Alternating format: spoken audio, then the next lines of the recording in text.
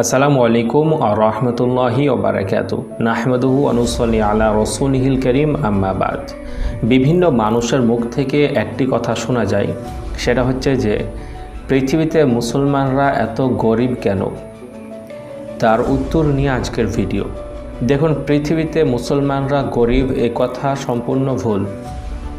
তবে যদি তুলনামূলকভাবে দেখা যায়, হ্যাঁ, অন্যান্য ধর্মের থেকে মুসলমানরা গরিব, কিন্তু মুসলমানরা যে সবাই গরিব, মুসলমানরা যে একবারে অসহায়, মুসলমানদের যে কিছুই নেই, মুসলমানরা যে ভিক্ষা করে কাজ করে খায়, এ কথা ভুল।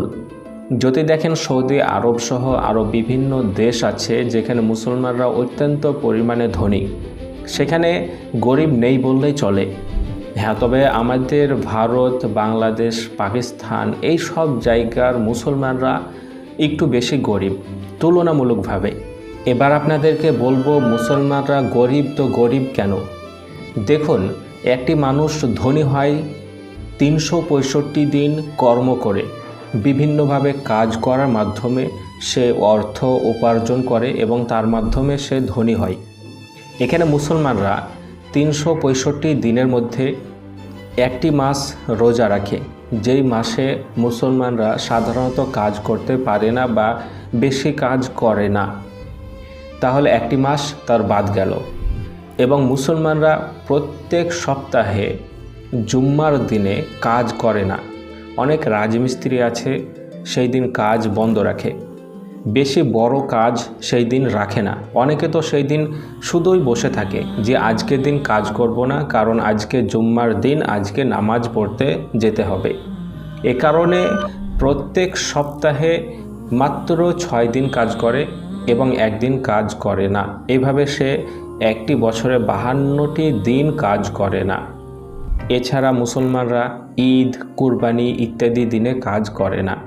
এভাবে যদি দেখা যায় যে মুসলমানরা 365 দিনের মধ্যে বেশ কিছু দিন, মানে অনেক দিনই কাজই করে না, শুধু বসে থাকে, তাহলে সেই সব দিনগুলো তারা কোনো টাকা উপার্জন বা ইনকাম করতেও পারছে না। এবার একটি বিষয় হচ্ছে, অন্যান্য ধর্মের মানুষ তারা সুদ খায়, সুদ জিনিসে তাদের কোনো বাধা নেই, কিন্তু মুসলমানরা সুদ খেতে পারবে না।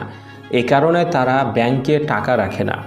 অনেক ধর্মের মানুষ আছে যারা 10 লাখ, 20 লাখ, 1 কোটি পর্যন্ত ব্যাংকে টাকা রাখে এবং প্রত্যেক মাসে তারা সুদ নেয় এবং সেই সুদের টাকায় তারা সংসার চালায়, এরকম আছে। কিন্তু মুসলমানরা কোনো টাকা ব্যাংকে রাখে না, বিশেষ করে সুদ হবে বলে টাকা রাখে না এবং সুদ খায় না। সেই হিসাবে তারা ওই টাকাটা থেকে বঞ্চিত থাকে। মুসলমানরা বিভিন্ন রকম হারাম খাদ্য খায় না। অনেক মানুষ বিভিন্নভাবে হারাম উপার্জন করে, সেই হারাম উপার্জন মুসলমানরা করে না। এ কারণে তারা কিছু টাকা ইনকাম করা থেকে বঞ্চিত থাকে।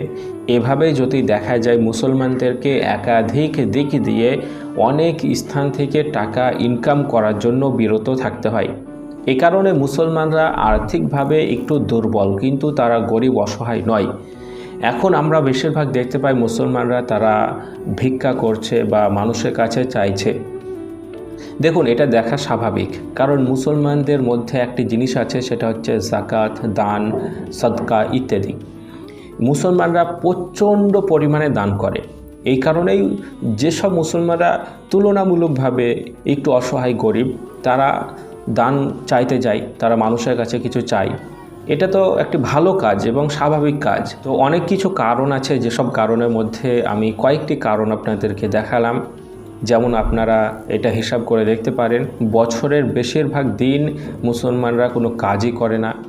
মুসলমানরা ধার্মিক, এই কারণে তারা সুদ, হারাম আরও ইত্যাদি, মানুষকে ঠগিয়ে খাওয়া, ঘুষ খাওয়া ইত্যাদি করে না। এবং আরও যদি দেখেন, মুসলমানরা চাকরির দিক থেকে একটু পেছিয়ে, কারণ তাদেরকে বিভিন্নভাবে চাকরিও দেওয়া হয় না। এই সব কারণে মুসলমানরা কিছুটা পিছিয়ে আছে শুধুমাত্র আমাদের এই সব আশেপাশের দেশে। কিন্তু সৌদি আরব, ইরান, ইরাক বা দুবাই, তারপরে কাতার ইত্যাদি যেসব দেশগুলো আছে, মুসলিম অনেক 57টি দেশ আছে বা তার থেকে বেশি দেশ আছে, সেই সব দেশে মুসলিমরা অনেক ধনী মাশাআল্লাহ।